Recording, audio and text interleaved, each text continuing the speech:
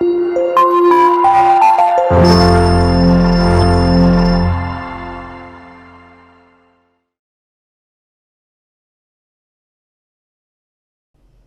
बच्चों, कैसे हैं आप? उम्मीद करती हूँ आप बढ़िया और एकदम मज़े में होंगे। बच्चों, आज हम पढ़ेंगे कबीर के दोहे। चलिए कुछ पहले उच्चारण अभ्यास कर लेते हैं। जैसे निर्मल, माही, चहू, रौंदूंगी। निर्मल का अर्थ होता है शुद्ध, माही का मतलब मैं, चहू मतलब चारों दिशाएं और रौंदूंगी मतलब मलना। ये इन शब्दों का इस्तेमाल कबीर के दोहों में हुआ है। आइए हम एक एक करके दोहे पढ़ते हैं और उनका अर्थ समझते हैं। तो पहला दोहा है हमारा, गुरु गोविंद दऊं खड़े काके लागू पाए, बलिहारू गुरु आपने गोविंद दियो बताए। तो इस दोहे में कबीर जी कहते हैं कि मेरे सामने मेरे गुरु और गोविंद यानी ईश्वर दोनों खड़े हैं।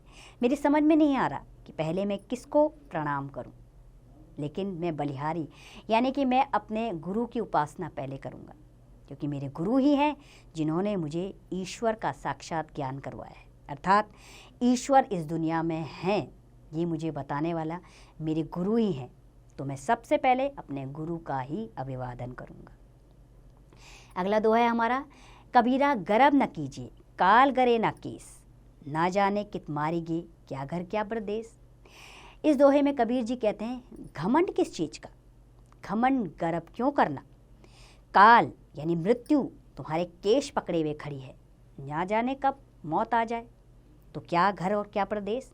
अर्थात घमंड करने से कोई लाभ नहीं है, किसका अंत कब हो जाए कोई नहीं जानता। इसलिए जब तक हम इस संसार में हैं हमें ऐसे कर्म करने चाहिए कि हमारे जाने के बाद भी हमें याद रखा जाए। अगला दोहा है हमारा, माली आवा देखी करे कलियन करी पुकार, फूले फूले चुन लिए काली हमारी बात। इसमें माली बच्चों अर्थात यमराज से इसकी तुलना की गई है। माली का अर्थात है यमराज।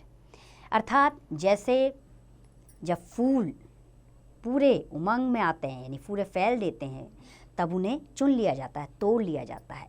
अर्थात वृद्धावस्था की बात की गई है कि जब वो वृद्ध हो जाते हैं तब उन्हें तोड़ लेते हैं। ऐसे ही यमराज वृद्धावस्था में सबका हरण कर लेता है, अर्थात सबकी मृत्यु निश्चित है। फिर किस बात का मोह।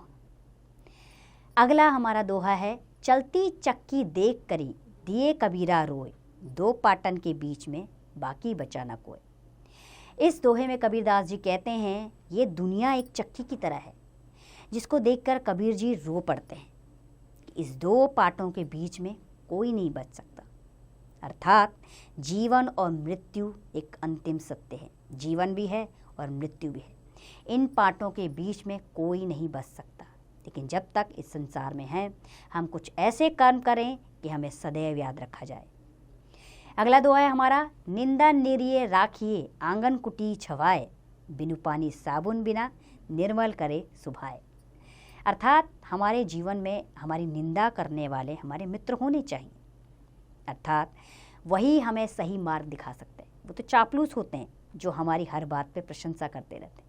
हमारे सच्चे मित्र वही हैं जो हमें समय समय पर हमारी निंदा करके हमारे अवगुणों को हमारी पहचानने में हमें मदद कर सकें।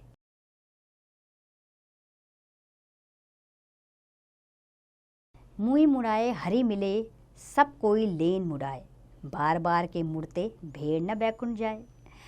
इस दोहे में कबीरदास जी कहते हैं कि सिर मुंडाने से और भगवा वस्त्र पहनने से कोई शुद्ध पुरुष नहीं बन जाता। अगर ऐसा ही होता तो भेड़ के बाल तो साल में कई बार हटाए जाते हैं, तो वो क्यों नहीं स्वर्ग को जाती है। अर्थात व्यर्थ के आडंबर करने से कोई फ़ायदा नहीं। अगर आपको प्रभु भक्ति करनी है तो वो आप सच्चे मन से कहीं भी कर सकते हैं। अगला दोहा है हमारा, राम नाम की लूट है लूट सके तो लूट, अंतकाल पाछिताएगा प्राण जाएंगे छूट। अर्थात इस जीवन में ही राम नाम का नाम ले लीजिए, क्योंकि उससे ही मोक्ष की प्राप्ति होगी। जब अंत हो जाएगा उसके बाद पछताने से कोई फ़ायदा नहीं है। जब तक जीवन है तब तक राम नाम का जप कर लो। माला तो कर फिरे जीव फिरे मुख माही, मनवा जो चहु दिशे फिरे यह तो सुमिरन नाही। इस दोहे में कबीरदास जी कहते हैं कि कई लोग हाथ में माला लेकर मुंह से राम नाम का जाप करते हैं, लेकिन उनका मन चारों दिशाओं में फिरता है।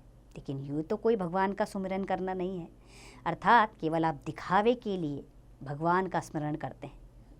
अंत तो यह है कि तुम्हारे हृदय में भगवान वास ही नहीं करते हैं। अगर आप सच्चे दिल से भगवान की भक्ति करते तो आप ध्यान लगा के उनका स्मरण करो तो वो आपको मिल जाएंगे। अगला दोहा है हमारा, माटी कहे कुम्हार से तू क्या रोंदे मोहे, एक दिन ऐसा आएगा मैं रोंदूंगी तोहे।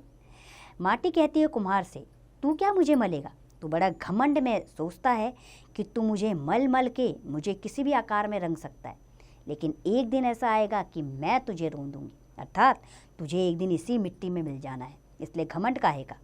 आज मैं तेरे हाथों का खेल हूँ तो कल तू मेरे हाथों का खेल बन जाएगा। और अंतिम दोहा है हमारा, कबीरा वे नर मर चुके जे कहूँ मागन जाही, उनसे पहले वे मुँहे जिन मुख निकसत नाहे। इसमें कबीरदास जी कहते हैं वे नर यानी वे इंसान मर चुके हैं जो किसी के आगे हाथ फैलाते हैं, और वे इंसान तो उनसे भी पहले मर चुके हैं जो किसी के हाथ फैलाने पर जिनके मुंह से ना निकलता है, अर्थात किसी की मदद को जो तैयार नहीं होते वो मरे हुए इंसान की तरह हैं। तो बच्चों आइए कवि का सामान्य ज्ञान जान लें हम। तो बच्चों आइए कवि का सामान्य परिचय जान लेते हैं। महान संत कवि और समाज सुधारक कबीर का जन्म लहनतरा नामक स्थान के पास सन 1998 ज्येष्ठ पूर्णिमा को हुआ था। नीरू नामक जुलाहा दंपत्ति ने इनका पालन पोषण किया। कबीर बिल्कुल भी पढ़े लिखे नहीं थे।